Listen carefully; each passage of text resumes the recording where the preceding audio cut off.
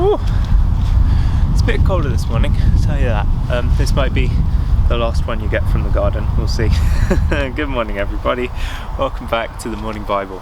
It's good to have you. We are in the book of Acts again, Acts chapter 2. We're kicking off a new chapter. You remember the last time Jesus has gone up to heaven, he's ascended. All the disciples have kind of gathered around and said, alright, what do we do now? Well, we need to figure out who's going to replace Judas. Judas who betrayed Jesus and then died. And so they throw lots, they cast lots, and their lots fall on Matthias. They don't cast lots just for fun. They pray a lot to God beforehand. They pick out two people who they think are the two people eligible, and they cast lots between them, and they land on Matthias. So now, what do? Well, Jesus said to them when he went up that he'd be leaving them the Holy Spirit and that the Holy Spirit would be coming as a guarantee from the Father, as a promise from the Father. It gets called a few different things. The Holy Spirit is essentially going to be there to work through them. So for creating the early church, for going around doing miracles, spreading the news of Jesus, all the things that they've been instructed to do, they're going to need some help for that, because if you try to do that in human power, it just won't work. We see that throughout the Bible. People trying to do things in their own strength, it completely falls apart. And so they need a bit of help from the Spirit. And so that's what we get arriving today. So let's read. Chapter 2 says, "When the day of Pentecost arrived, they were all together in one place." So Pentecost is about 50 days after Passover, so that kind of makes sense in the timeline. Jesus had the Passover meals with his disciples. He was then killed, he rose again. He spent 40 days with them, he ascended. The disciples kind of gathered together, pray, choose Matthias, 50 days. It makes sense in the timeline. So it's about 50 days after Pentecost.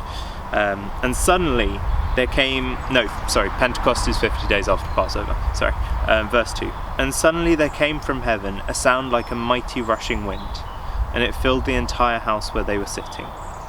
And divided tongues as of fire appeared to them and rested on each one of them. Then they were all filled with the Holy Spirit and began to speak in tongues as the Spirit gave them utterance, in other tongues as the Spirit gave them utterance." So this is a very famous account in the Bible, the Holy Spirit arriving to these disciples on Pentecost. The different translations always say it slightly differently, whether it's pillars of fire or tongues of fire or this of fire or that fire. Essentially fire. Fire comes down from heaven with the sound of a mighty rushing wind, and they rest on each of the disciples. So different bits of fire rest on these different people.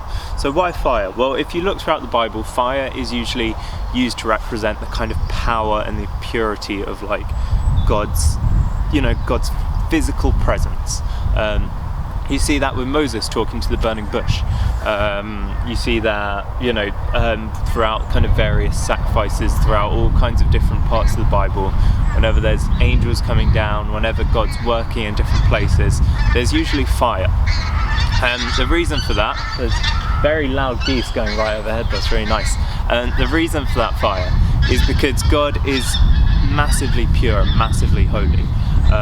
God's presence is kind of something that's so beyond us and so intense to us that we couldn't really have contact with it, right? It's something that kind of, if you have that fire, then you can't reach out and touch that fire because it will burn you. It's too much for you, it's too intense. But what we see here is the fire actually rests on each of the people. It says the fire appeared to them and rested on each one of them. So it isn't just this kind of whole place on fire, it's individuals receive this fire. And that's this beautiful visual image of what God's doing here, where the intensity of kind of his presence, of his ability to work through people, can now be kind of properly given to them. The Holy Spirit can be properly given to them. The reason for that is because Jesus has died on the cross.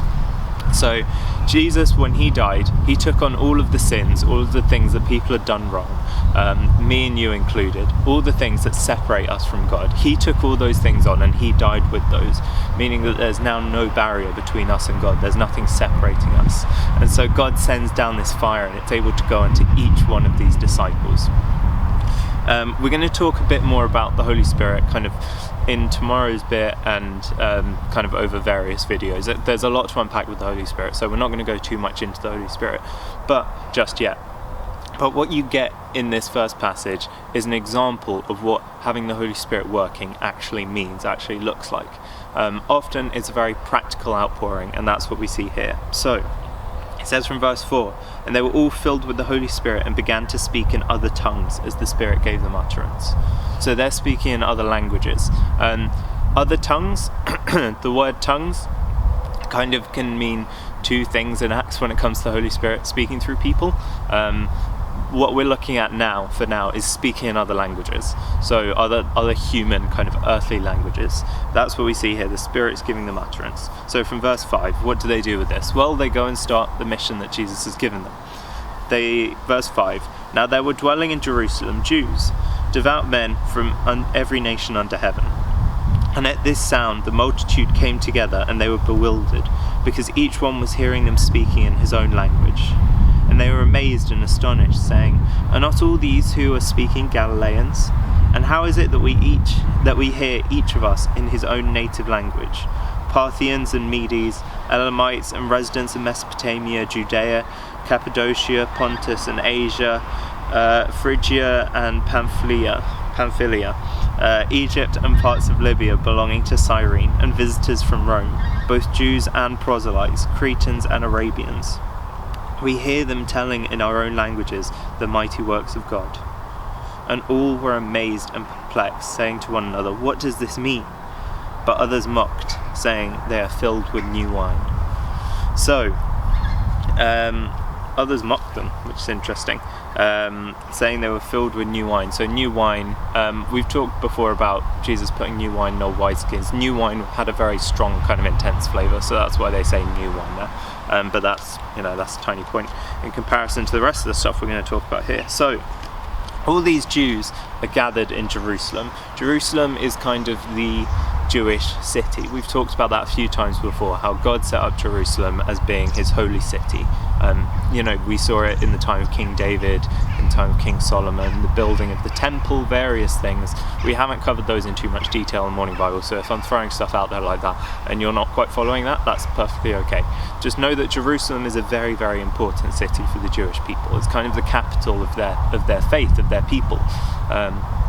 And so there's all these guys gathered around from different parts. So there's guys from Rome, there's guys from Judea, there's guys from Mesopotamia, there's guys from, all over the place. They're all here in Jerusalem at the moment during Pentecost. I forgot to say as well at the beginning, Pentecost is the second of the annual harvests. So Pentecost is a harvest celebration. So all these guys are kind of in Jerusalem. Some of them will probably be there for Pentecost to celebrate this harvest.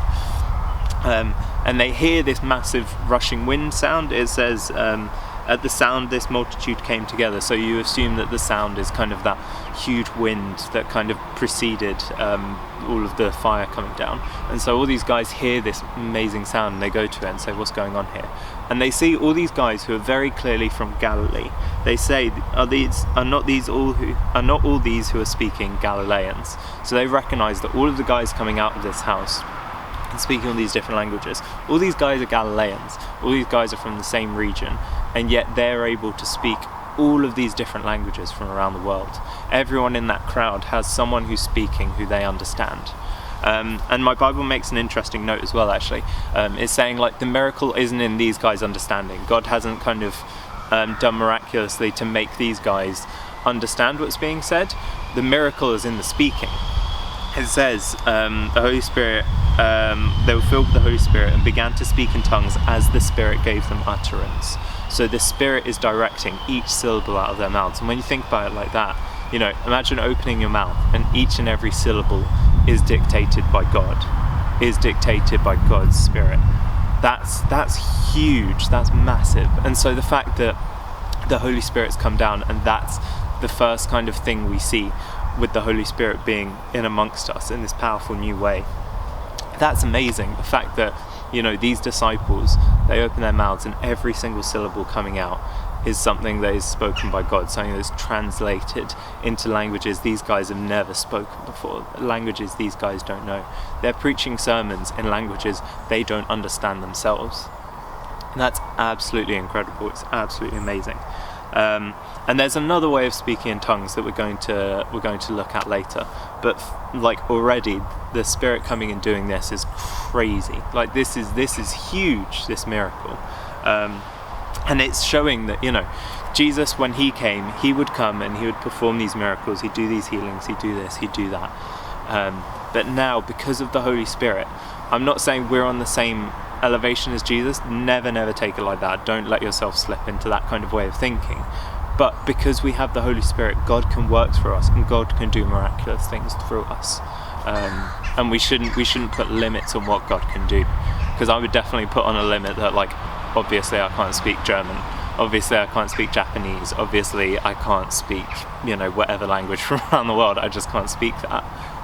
But as soon as you put that limit there, you're like, well, God can't speak those languages either. It's like, no, God can do whatever he wants to do through you, including speak other languages, including healing people, including casting out demons.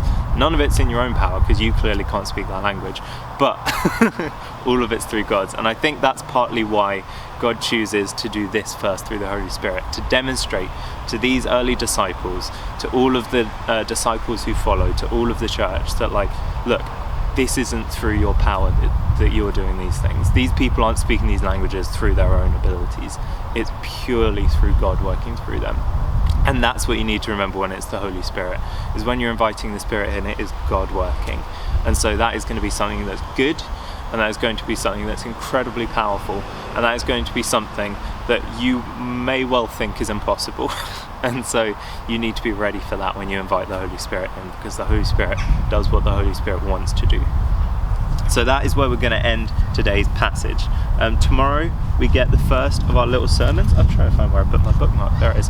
Tomorrow we get our first of our sermons from Acts, which Peter is going to deliver. I think we'll probably split it into two chunks. It divides quite nicely in the middle, where you can kind of have a little interlude, so I think we'll split it over a couple of videos.